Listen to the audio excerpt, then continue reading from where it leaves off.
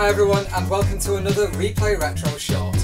On this episode we'll be going back to our Season 2 review of the Sega Mega Drive, or of course the Sega Genesis if you're from North America. In that review we showed you the Model 1 and the Model 2 versions of the basic hardware, none of the hybrid consoles that followed. And in this show we'll be showing you the Model 3 version of the basic hardware. Now, for those of you outside of North America, you're probably scratching your head and thinking, well, there was no Model 3 version of the hardware. But in actual fact, in 1998, Sega gave a license to Majesco to produce a third version of the hardware. Now, because the license was just for North America, it never left North America, and so we never saw it over here.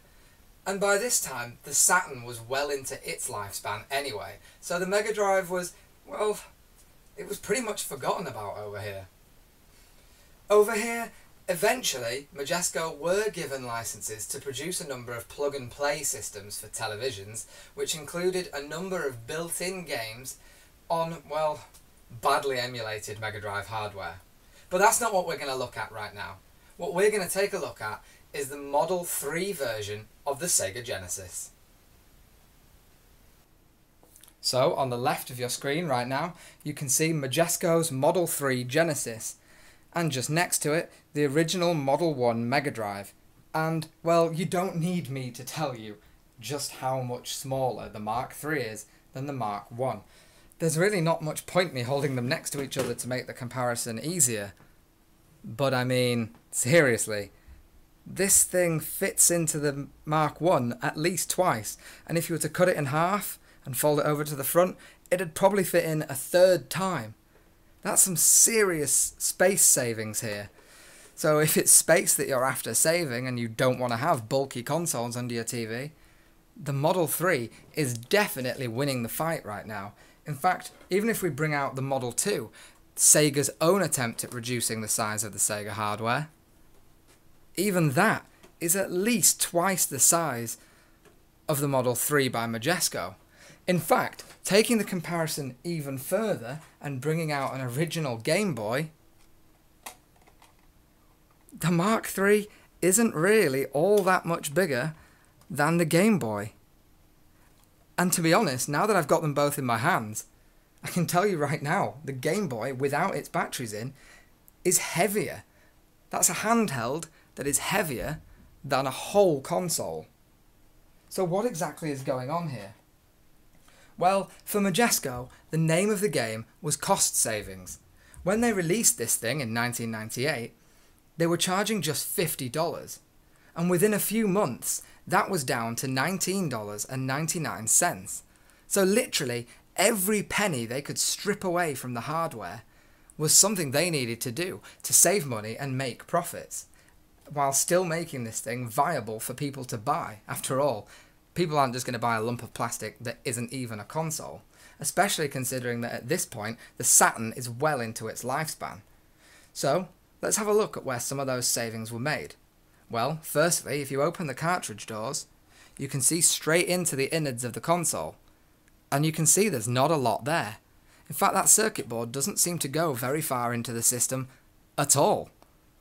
Then, you'll also notice there is no power LED anywhere. So how do you know when this thing's turned on? Simple. Slide the power switch forward, and there's a little orange sticker to tell you that it's turned on. Reset button is still present, and is just a little clicky button, but that's it. There are no other buttons. At the front you have the two standard 9-pin controller ports for player 1 and player 2, just as you would expect, and of course, just as you would expect, all the controllers are cross-compatible. So you can use the original controllers with this, or the controllers that came with this, with the Model 1 and Model 2. Though why you'd want to, I don't know, and we'll go into that in just a moment. On the side here, you have your power socket and an S-video out. It was nice of Majesco to include that instead of just RF. I suppose that's one little bonus of this system. On the back you'll see there's nothing, and on the side you'll see there's nothing. And now it's when you start to notice a major thing they've done to save money. There is one thing absent from this machine that both of the other two have. And that is, of course, the expansion port here, which allowed for the Mega Drive 1 and the Mega Drive 2 to be connected to a Sega Mega CD to allow you, of course, to play your Mega CD games, or if you're in America again, the Sega CD. Now, removing that port saves them a lot of money, but of course it does mean that this machine is in no way compatible with the Sega CD expansion hardware. It's also not compatible with the 32X expansion. Even though that simply plugs in to the cartridge port, the fact is that the connections aren't present inside this hardware to make that 32X work. It just won't pass power through it and get a signal back. Likewise, it's also not compatible with the power base converter, which would allow you to play Master System games on the Model 1 and Model 2. So you can't do that on the Mark III either. Also, any games that included extra chips to enhance gameplay, such as Virtua Racing, also don't work with this system for the exact same reason. The connections and the internally needed hardware just aren't there. Now, apparently there are some revisions that do include that hardware, but it's just not connected and you need to modify it to come across that. However, personally, I've never seen a 32X running properly on a Genesis Model 3. So until that happens, I don't know. I'm sure people will comment in the video and link me to another video of that happening, and I'll be really happy to see that. But until then, I don't know. So, where else did they save some money? Well, the included video cord, while it is an S-video cable at one end, is simply yellow and white at the other. Now, a lot of you are already going to notice that that means there is one cable for video and one cable for audio, meaning that this system, unlike its predecessors, does not have stereo sound. And that to me is a real tragedy, because the Mega Drive was really good at sound. Some of the soundtracks to some of those 16-bit games were truly incredible.